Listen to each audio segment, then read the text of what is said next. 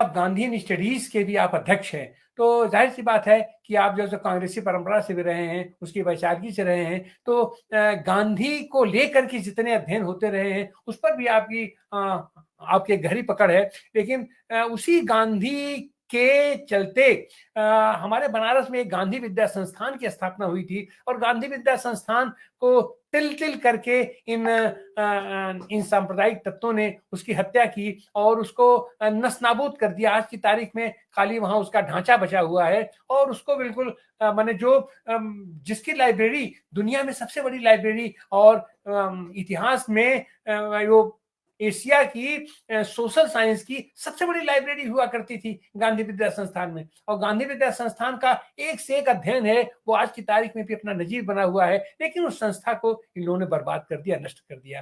तो इस तरीके से गांधीयन स्टडीज पर भी आपने काफी काम किया है उसके लिए देश के पैमाने पर, और आप ये काशी विद्यापीठ के अंदर नेहरू स्टडी सेंटर के भी आप डायरेक्टर रहे हैं। तो निश्चित रूप से नेहरू के बारे में आज जो नेहरू को लोग जो सो उसको उसकी चर्चा करने से कतराते हैं, और ये जो मौजूदा सरकार है, भारतीय जनता पार्टी की सरकार है या आरएसएस की सरकार है, ये अगर आतंकित रहते हैं तो इतिहास में दो ही नाम से ये आतंकित होते हैं, एक भगत सिंह से और एक पंडित जवाहरलाल नेहरू से। तो लेकिन इन लोगों को भी देखिए, भगत सिंह को तो इन लोगों ने एक बार पकड़ने की कोशिश भी की, क्योंकि इनके साथ मजबूरी है कि इनके पास कोई अपना आइकॉन है नहीं, इनके पास अपने तरह की कोई लोग है नहीं। तो इतिहास पुरुष जितने भी लोग हैं उनको बारी बारी से पकड़ने की कोशिश करते हैं। अपना कभी वल्लभ भाई पटेल को पकड़ेंगे, कभी गांधी को पकड़ेंगे, अपने नेताजी सुभाष चंद्र बोस को पकड़ेंगे, यहां तक कि भगत सिंह को भी पकड़ने की कोशिश किए। लेकिन ये लोग कभी पंडित जवाहरलाल नेहरू को पकड़ने की कोशिश नहीं किए, और बहुत आतंकित रहते हैं पंडित जवाहरलाल नेहरू से। तो इसके पीछे आप क्या कहेंगे? ये क्या पूरा फिलॉसफी, क्या दर्शन है, क्यों ये लोग डरते हैं इतने पंडित जवाहरलाल नेहरू से? सतीश जी, आवाज पहुंच रही है? ठीक है, आप आवाज आ रही ना? जी जी जी, ठीक। तो जहां तक संस्थाओं का सवाल है, तो गांधी विचार के लिए जो कुछ काम हम लोग कर पाते हैं, पहले बेशक संस्थाओं के माध्यम से बहुत कुछ किया जाता था, काशी में रह करके भी।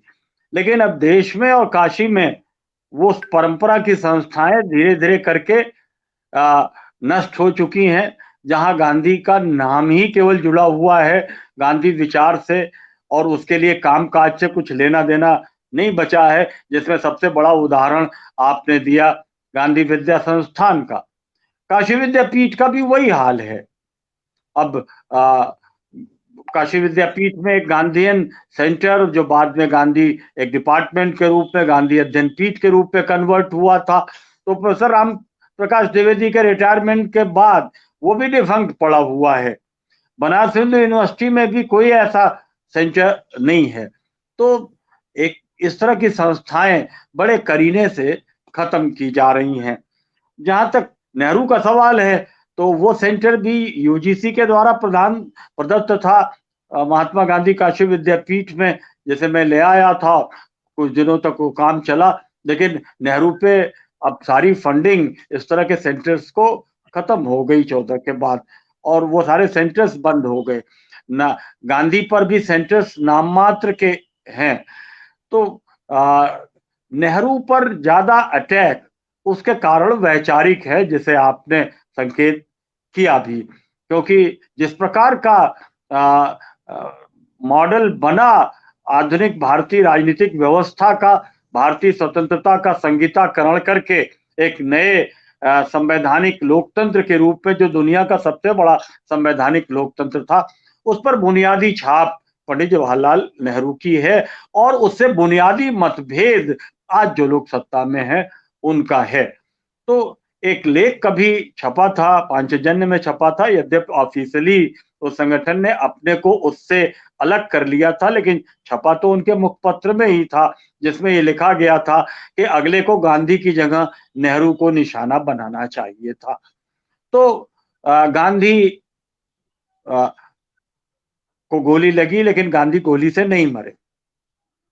नेहरू भी गाली से मरेंगे कि नहीं मरेंगे ये समय बताएगा, क्योंकि नेहरू का अवदान इतना व्यापक है जो बेचे और मिटाए भी खत्म नहीं हो रहा है। लेकिन एक सुनियोजित कोशिश है इस बात की, जबकि तमाम डिफरेंसेस के बावजूद गांधी ने नेहरू को कमान सौंपी थी। और आज बड़ी अच्छी चर्चा कुमार प्रशांत जी ने उस सेमिनार में उस समय जो ट्रांसफर ऑफ पावर की कांग्रेस की पॉलिटिक्स थी उसमें की थी, जिसमें एक कंट्रोवर्सी उभारी जाती है कि कोई इलेक्शन हुआ था नेहरू और पटेल के बीच, जिसमें गांधी ने बेईमानी से नेहरू को कांग्रेस प्रेसिडेंट बनवा दिया था, और इसलिए कि ये तय था कि जो कांग्रेस प्रेसिडेंट होगा वो प्राइम मिनिस्टर होगा। ये 2014 ऑनवर्ड ये थीसिस बड़ी तेजी से चलाई गई। फैक्ट ये है कि जो वोटिंग बताई जाती है कि 15 वोट और एक दो लोगों को और एक एक वोट, दो दो वोट मिला था, 15 सरदार पटेल को मिला था। लेकिन ये बताया जाता है कि ये ओपिनियन पोल जो था वो प्रदेश कांग्रेस कमेटियों का था। फैक्ट ये है कि प्रदेश कांग्रेस कमेटियों को कांग्रेस के कॉन्स्टिट्यूशन में कभी कांग्रेस प्रेसिडेंट चुनने का राइट नहीं रहा। जो मतदाता मंडल होता है अभी ताजा ताजा चुना हुआ 10,000 से ऊपर का होता है, और हजारों में सैकड़ों में उसमें हार जीत हुआ करती है। अंतरिम अध्यक्ष भी चुनना होता है तो कांग्रेस वर्किंग कमेटी चुनती है। तो उस समय